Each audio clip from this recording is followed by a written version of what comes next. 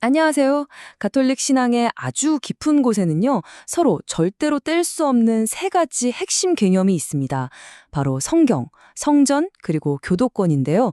오늘은 이 세 가지가 어떻게 서로 맞물려서 하나의 단단한 신앙을 만들어가는지 그 흥미로운 관계 속으로 함께 들어가 보겠습니다.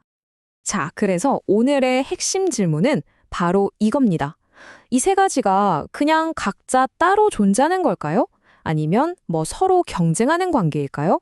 그것도 아니면 우리가 미처 생각하지 못했던 어떤 특별한 관계로 묶여 있는 걸까요? 이 질문이 바로 오늘 우리가 함께 풀어볼 수수께끼의 핵심입니다. 정답부터 바로 말씀드리자면 이들의 관계는 이 그림처럼 하나의 삼각대와 똑같습니다. 다리 하나만 없어져도 전체가 와르르 무너져 버리는, 서로가 서로를 완벽하게 지탱해주는 그런 관계죠. 이 이미지를 오늘 내용 끝날 때까지 머릿속에 꼭 담아두시면 이해하기가 훨씬 쉬울 거예요. 자, 그럼 이 삼각대를 우리가 한번 직접 조립해 본다고 생각해 볼까요? 먼저 세 다리가 전체적으로 어떻게 연결되는지 큰 그림을 보고요. 이어서 성전, 성경, 교도권이라는 각 다리의 특징을 하나하나 꼼꼼히 살펴보겠습니다. 그리고 마지막에는 이 모든 게 합쳐져서 어떻게 굳건하게 서게 되는지 확인해 보겠습니다. 좋습니다. 첫 번째 부분입니다. 가장 먼저 그리고 가장 중요하게 기억해야 할 게 있어요. 이 세 기둥은요, 절대 서로 경쟁하거나 대립하는 관계가 아니라는 겁니다. 오히려 하나의 목표를 위해서 아주 깊이 연결되어 있죠. 네, 여기 보이는 이 세 가지. 겉보기엔 각자 다른 역할을 하는 것 같지만 사실은 하나의 뿌리에서 나온 거예요. 바로 성령의 활동인데요.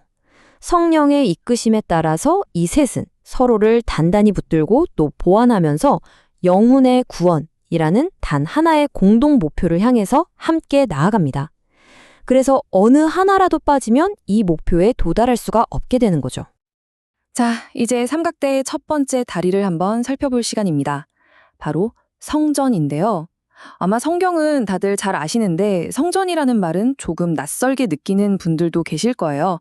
하지만 성전은 모든 것에 살아있는 토대라고 할 수 있습니다. 성전의 정의는 이렇습니다.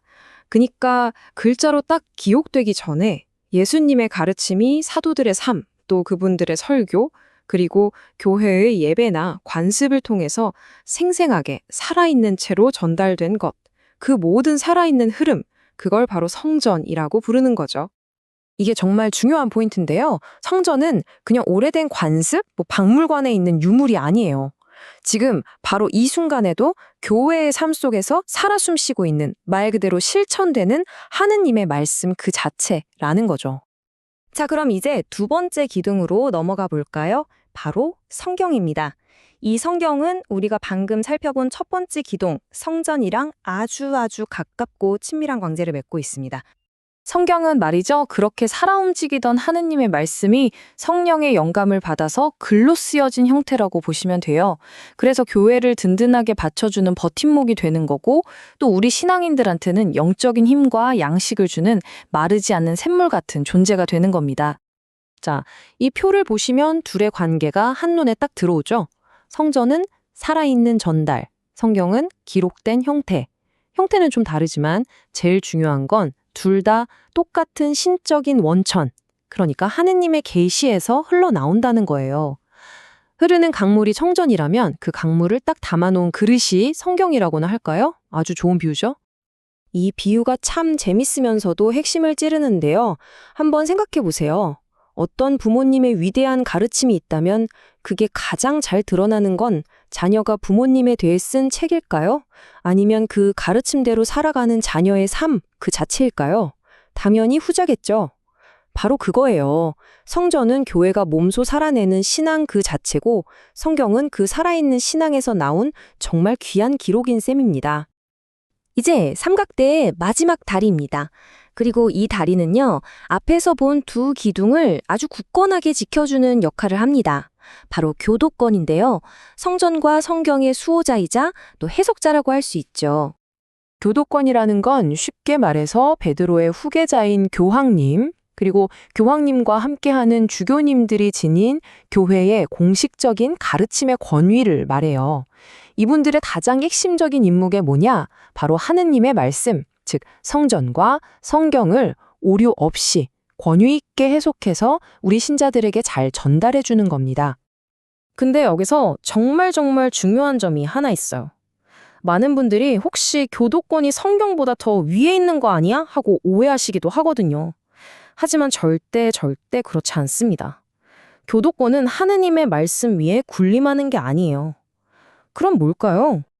바로 이겁니다. 하느님 말씀의 주인이 아니라 그 말씀의 종이라는 것, 말씀에 봉사하는 역할인 거죠.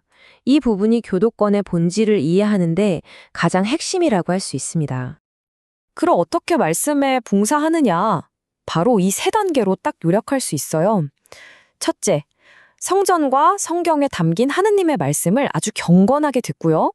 둘째, 그 말씀을 어떤 훼손도 없이 거룩하게 잘 보존하고요. 마지막으로 그걸 우리 신자들이 이해할 수 있도록 충실하게 설명하고 해석하는 거죠. 자, 이제 마지막 순서입니다. 지금까지 따로따로 살펴봤던 세 기둥을 다시 하나로 모아볼 시간이에요.